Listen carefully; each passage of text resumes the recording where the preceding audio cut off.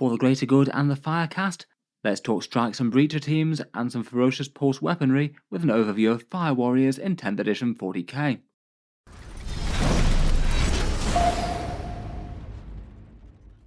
Hello and welcome back to Auspex Tactics, where today we're talking Tau, and in this video I thought we'd do a focus video on the Fire Warriors, looking over their datasheets and a few ideas of how to field the strikes and breacher teams. In the video, let's talk a bit about the models of this backbone of the Firecast, go over each of their datasheets for the strikes and breachers, talk through support options and their support characters that can join the units, and a little bit of damage output and detachment support, and a few overall takes. Plenty to talk about, so let's jump straight in. First up, the Fire Warriors of the Tau Empire are the foot troops of the greater good. Tau being the technologically advanced Xenos that they are, deploy even their lightest troops with some fairly fearsome weapons, light composite armour that allows fast movement while still offers good protection, and devastating pulse rifles, blasters and carbines to lay low the foe with, all surprisingly potent small arms compared with those of other factions. Typically these will deploy in strike teams, often in mechanised infantry sort of formations fighting out of Devilfish, and they're perhaps particularly notable given that they were the starring unit of the Fire Warrior PlayStation 2 game from 2003. Currently their plastic kit's £35, €45 or $60 from Games Workshop. That gets you 10 of these Fire Warriors that you can build as either the strike team or the breacher team, though as with a lot of Tau it's not amazingly great for getting points on the board. Only 1.4 points per dollar isn't excellent out there, though given that they're starring in both the old and the new Combat Patrol box sets for the Tau, that might be the way that quite a lot of people choose to pick them up. The models themselves I'd rate as really quite nice ones, at least fairly recent Games Workshop plastics, with the choice between those two units, plus the weapon swap between pulse rifles or pulse carbines for the strike team. And in general I'd rate it as a fairly nice kit. It is pretty recent within Games Workshop's release history, a bit more modern than at least a few of the other Tau kits out there. As always, if you were looking to pick these up, I'd recommend doing so at a third-party discount retailer if you are going to get some. I have several links down in the video description that help support the channel. Element Games in the UK for 15% off, the same in the USA for Wargame Portal, 21% at Gap Games in Australia, and 10% at Fenris Workshop in Canada. Can be a way to save a little bit of money on Warhammer kits that get you the exact same thing, and does help to support these videos as well if you use the links in the video description. Let's get into those juicy rules though, and first up we have the strike team. These guys are the cheaper datasheet at 80 points for the squad, the breacher team's a little bit more expensive at 90 points. The majority of their datasheet is kind of similar, there's just a trade out between their weapons and their special rules, and the standard profile for Fire Warriors is that they're toughness 3 infantry with a 4+ save, not really standout durable for that kind of points cost, though they do usually come with a Guardian drone as well, so they get a -1 to wound at range.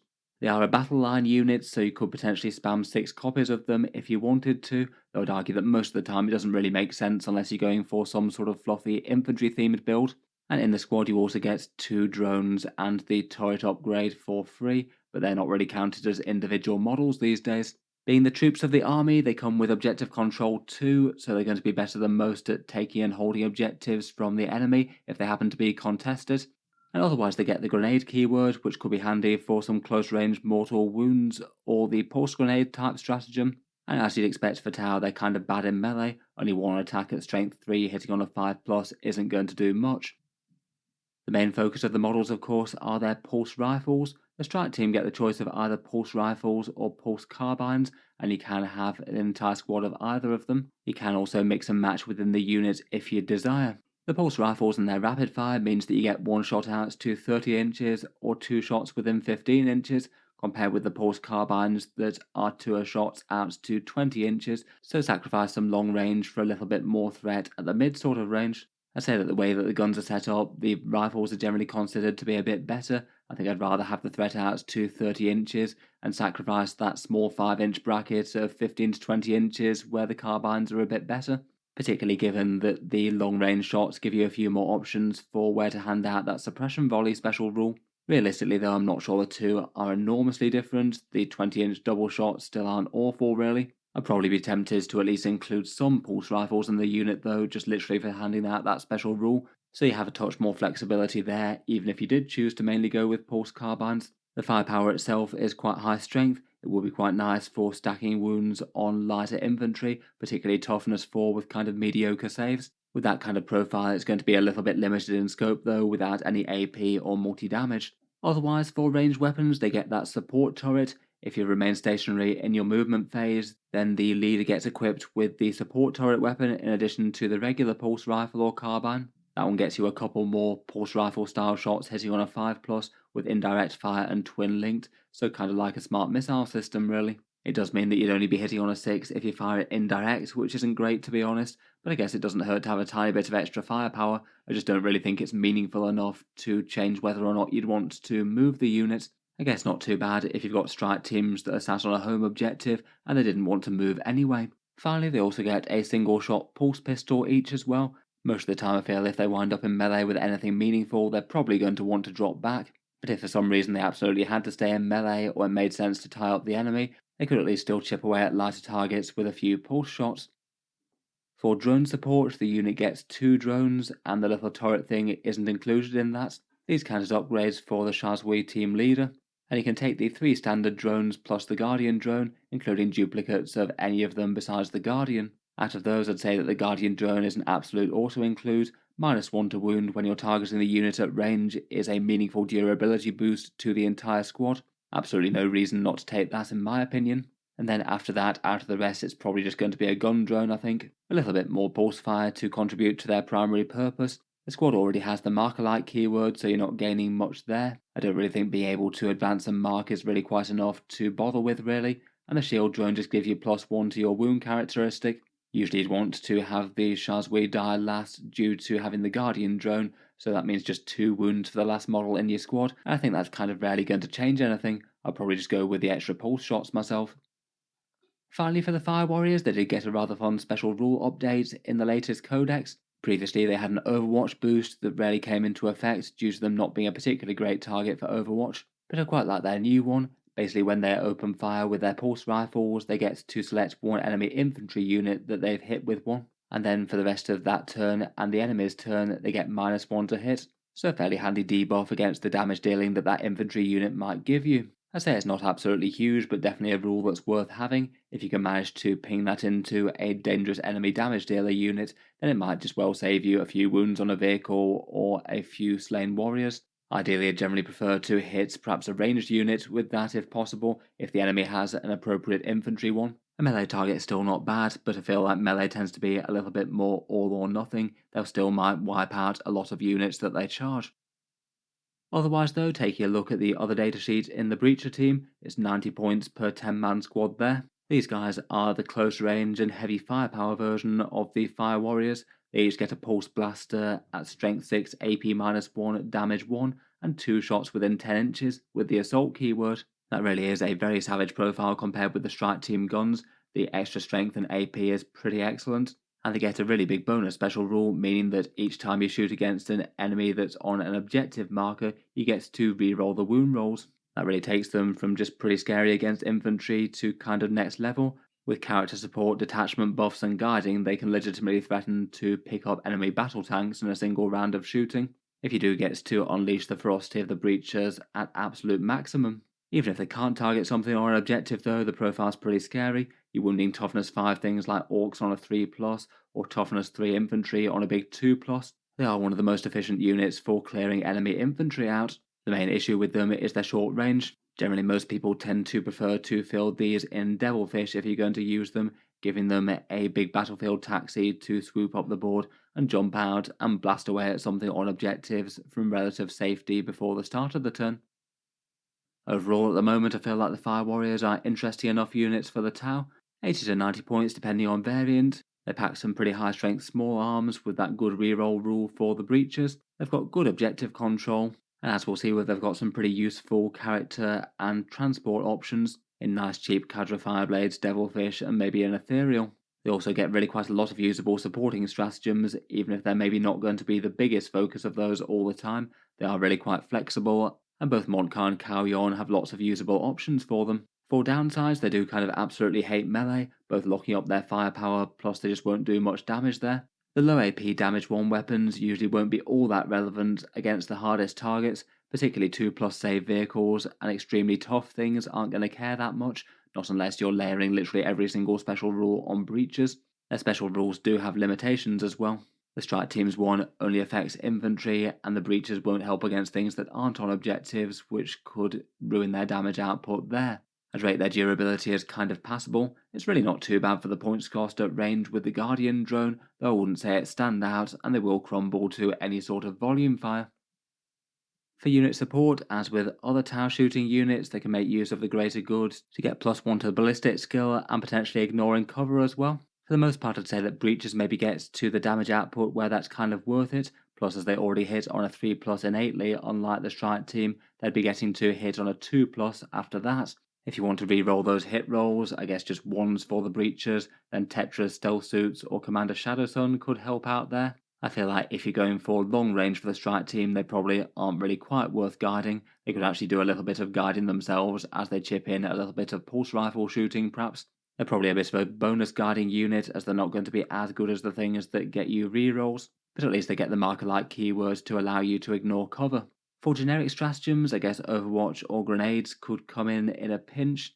I feel like neither of them are going to be go-to ones to use literally every single turn, but I guess if you've got something very fragile trying to move up on the breaches, and you've got something like Mont'ka or Kauyon on the go for lethal or sustained hits, then that could be kind of big. And grenades could be nice enough if you just need to stack a little bit of extra damage on a particularly hard target. Again, maybe doubling down on the savagery that breaches could unleash up close, or helping strike teams step up to try and help them repel something particularly nasty sneaking up on them in the deployment zone. Overall though, I feel like both of these are maybe a little bit low yield. Stratagems could be a little bit better placed elsewhere, plus there's really quite a lot of good detachment supporting ones in Mont'ka and Kauyon, particularly for breaches.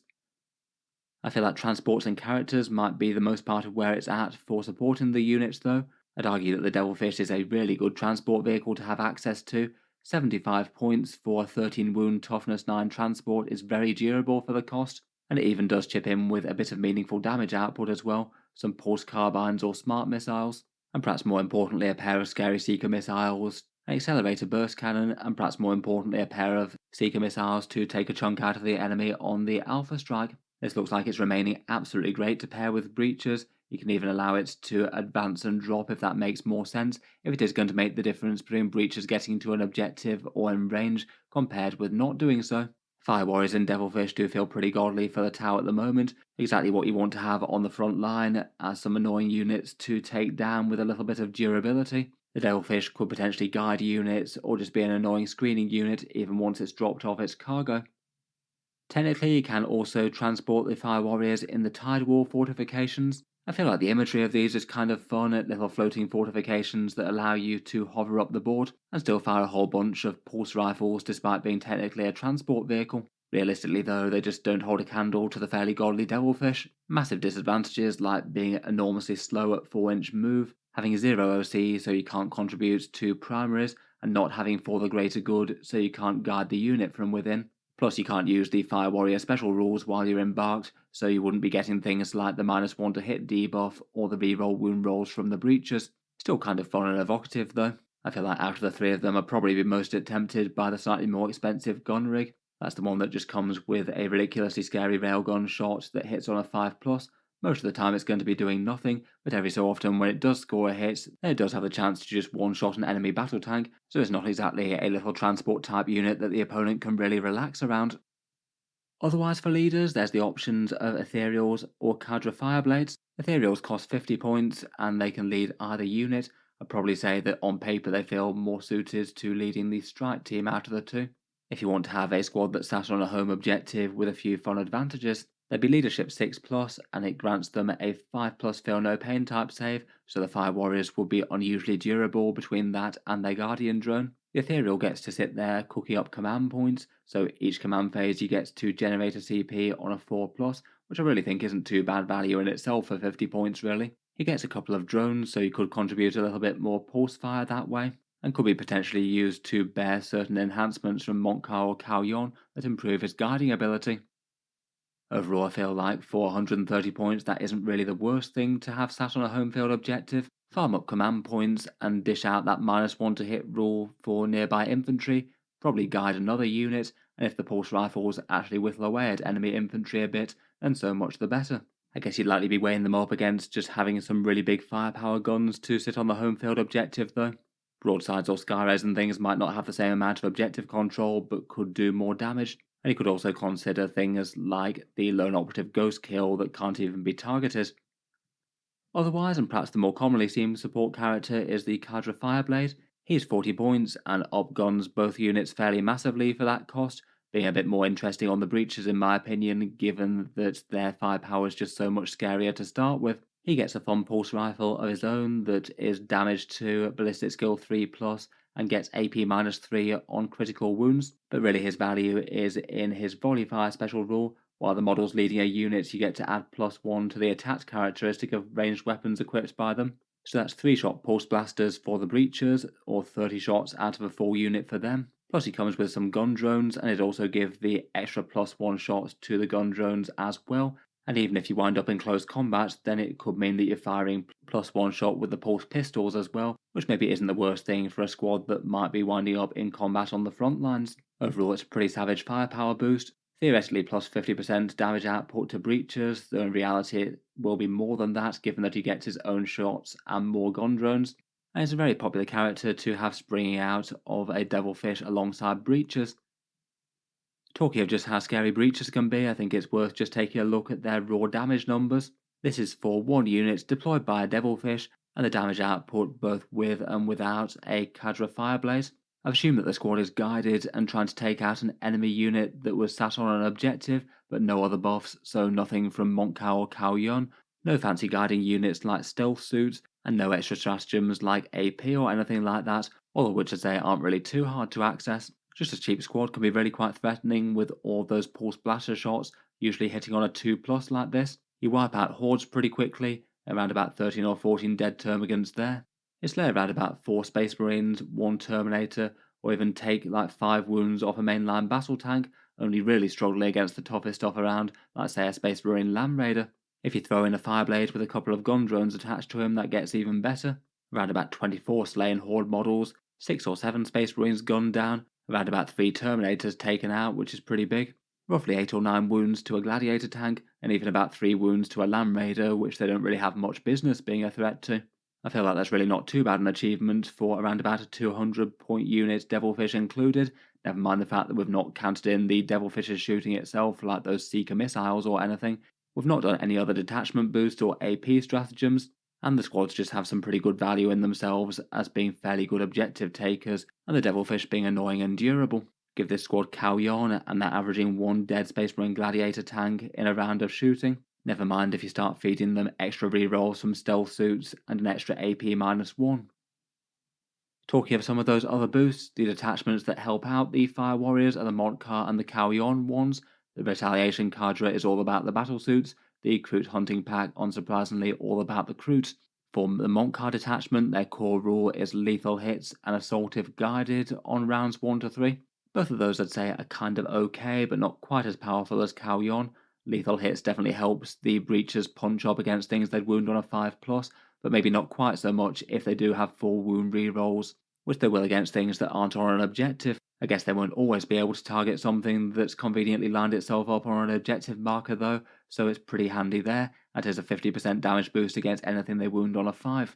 Breachers already do get assault, and I feel like the strike teams maybe don't care quite as much about that, unless you are using them a bit out of their normal role in a more pushing forward type unit. Otherwise, just about all the stratagems are relevant for them. I feel like out of any of them, the combat debarkation is perhaps the most interesting. That allows your breachers to get the full reroll wound rolls for a unit disembarking, even if it's not on an objective. So basically guarantees the above damage output that we just talked about, even if the enemy hasn't put themselves in a useful situation where they can be gunned down quite that easily. That one could be a very easy spend of a CP. Otherwise, there's a 1 command point 1 for 2 units focusing fire on 1 enemy for an extra pip of AP. That could be great for a breacher team plus a devilfish, both shooting the same thing. AP -2 on those weapons change them from being a sort of minor threat to 2+ saves to a really quite serious one. Auto advance 6 inches can be relevant, get those 10-inch guns within range. And Mont'ka has other ones like the reroll hit rolls against 1 unit that destroyed one of your units, could be good for when an enemy inevitably destroys the breacher squad. And Pulse Onslaught could potentially slow down an enemy unit. The -2 to move, advance and charge is alright, though I think it's merely okay for 2 CP. You'd have to slow something that was absolutely game critical to make that worth it. Otherwise, there's an enhancement one for an observer unit granting sustained hits 1. That seems nice enough for a Fire Warrior ethereal unit guarding a home objective. There's also a fun scout enhancement that could be good for a couple of units of breachers, maybe in Devilfish moving into the midfield, could just give them a little bit more option as to where they strike from. Overall, really quite a lot of good stuff here. I feel like it's quite a nice one for helping out the breachers, even if maybe a few of the buffs do overlap a bit. Otherwise, Kauyon is still going to remain an absolutely scary staple for Fire Warriors. They still get the absolutely massive damage output boost on battle rounds 3 and onwards. If the squad's guided, then you get sustained hits 2. That's usually going to equate to like a 40% damage output boost for a breacher team hitting on a 2+. As mentioned, that's pretty massive given the above numbers with the Fireblade. Does mean that you'd have to save their strike for the later game though I guess that's what Kauyon is all about. Otherwise, loads of good stratagems for the squad. One command point for some simple extra AP. Again, AP2 breaches are pretty hilarious. A one command point one to mark an objective for +1 to wound against units there from battle rounds 3+. Again, absolutely monstrous given strength 6. Breaches wounding on a 4+ and then re-rolling that wound roll means that again you're taking down things like battle tanks with a fair amount of reliability. They've got the option of photon grenades, which gives you a -2 to charge and a battle shock test. That could be kind of big for longer rolls like enemies trying to charge you out of Deep Strike Reserve. Going from a 9-inch charge to an 11-inch gets it from kind of somewhat likely to very unlikely. And another one of the best ones is Combat Embarkation. That allows your squad to jump back into a Devilfish in reaction to an enemy charge. So basically you could have breachers on a midfield objective, have enemy scary melee units try to charge you down and kill you, then jump into the transport, which even if it gets wrecked, they're probably going to pile out the back of and get another full round of shooting in. Otherwise, the redeploy enhancement could be handy enough for Devilfish. And again, they've got a sort of guiding boost sort of enhancement, which could be nice enough on a backfield ethereal strike team, handing out lethal hits against one unit that they're guiding your units to attack. Basically, between the two of these, the Fire Warriors are just going to be far more effective in either Mont'ka or Kauyon. I think both of them do have some pretty big advantages, and particularly for Scary Breaches and Devilfish, they seem like they've got some really good support. Overall, when compared with the other Tau Codex units on first impressions, it still looks like Breaches and Devilfish are looking like an absolute staple unit for the army. Tau don't really have all that many units that you just happily want to throw up the board and put on the front line, and these guys do seem like a really strong option, fulfilling their intended battlefield role as being high objective control units that can really punish enemy units trying to take those same points. Unless their points go up massively in the official points cost for the Codex once we get them, they're likely to remain an absolute staple unit, often being taken in multiples in competitive Tau lists, and they are one of, if not the most efficient choice to destroy enemy infantry in the Tau army, particularly with a Cadra Fireblade along. I feel like I've seen a fair few competitive Tau lists maybe loading up on 2 Devilfish with breachers. With a Cadra Fireblade, they're fairly ridiculous damage. I feel like it's not an awful choice to take without though, given that that keeps the unit cheap and more expendable, and aim to jump on the midfield objectives sometime around turn 2 or turn 3, dealing out big damage to whatever you might find there. Out of the two, the strike team does seem to be considered really quite a lot more niche, though I think did improve quite a bit in the Codex given the special rule change. I feel like if you want a Devilfish unit, I'd rather go for breachers rather than strikes, just given their very big damage output up close. It means that the strike teams are maybe the ones that you might think about for a more backfield infantry type role. Camping on a home objective with OC2, maybe with an ethereal along to give you feel no pain and farm some command points, are certainly capable of stepping up to the plate of enemies deep strike into your deployment zone. Lots of scary pulse shots there, potentially the opportunity to throw some grenades about as well. As mentioned though, I feel like you're weighing them up against Tau big guns that could sit on the objective while contributing more meaningfully, perhaps broadsides or ghost kill, or cheaper recruit mercenaries with sticky objectives and OC2. I think my honest guess is that for the absolute most optimised lists around, we won't see that many strike teams, with Crew Carnivores both getting sticky objectives and objective control too. I wouldn't be too surprised if we see more of them than strike teams for the sort of home field high objective control role if you want things. I still wouldn't rate strike teams as awful though if you did want to play them. Overall, good to see though that the Fire Warrior teams are both looking still pretty interesting in the new Codex. Breaches in particular being so ridiculously savage with those pulse weapons is fun. I guess for competitors for those, there might be some Star Scythe suits, which could also be a sort of frontline, slightly cheaper anti-infantry type role, or maybe Pathfinders as a competitor in Devilfish, They give the thing scout and also get some scary rail rifles, but nowhere near as savage anti-infantry type shooting. Most lists that I've seen tend to prefer the Breachers over the Pathfinders, but I still think that the Pathfinders are also very good as well. Let me know your thoughts on the Fire Warrior datasheets though. Can you see yourself using them in competitive lists going forward for the Tau? And exactly what sort of configuration will you be fielding them in? If you've enjoyed the video, then feel free to subscribe to Auspex Tactics. I'll certainly keep the regular 40k videos coming. I'm sure I'll have a few more Tau videos and unit reviews down the line. Finally, if you have been enjoying all the videos on the channel, I would just like to mention that Auspex Tactics does have a Patreon page as well, and you can find that linked in the video description if you'd like to help support and keep these coming. Channel patrons do get a fair few advantages, seeing certain videos early, regular votes to see what sort of things happen next on the channel, and automatic entry into the regular prize giveaways with the chance to win some big model kits each month. If any of that sounds good to you or you'd just like to help support, the link is down in the video description. In any case, a massive thank you for listening, and I'll hope to see you guys next time.